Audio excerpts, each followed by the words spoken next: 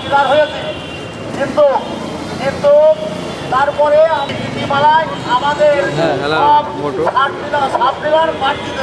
করবো।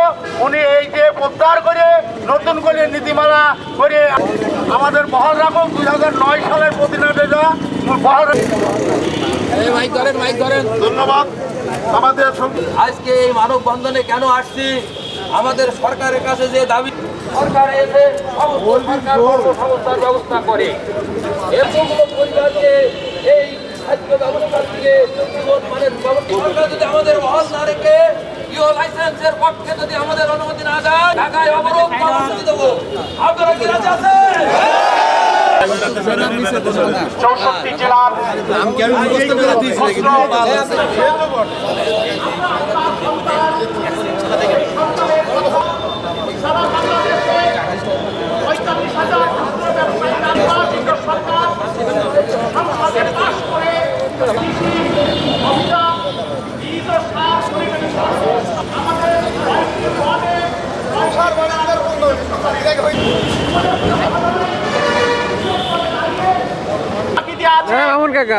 এদের এই টাকা পয়সার কি হবে আমি জানি না। আমার বোধগম্য আবেদন যেগুলো আমাদের দৃষ্টি দেবেন।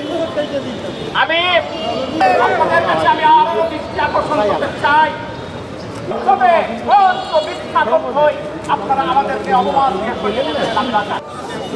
আমাদের করছো 60 ডিলার বল রাখা। যেহেতু আমি আরো কথা বলতে চাচ্ছিলাম, মন্ত্রণালয় থেকে একটি তাদের ওয়েবসাইট থেকে একটি নীতিমালা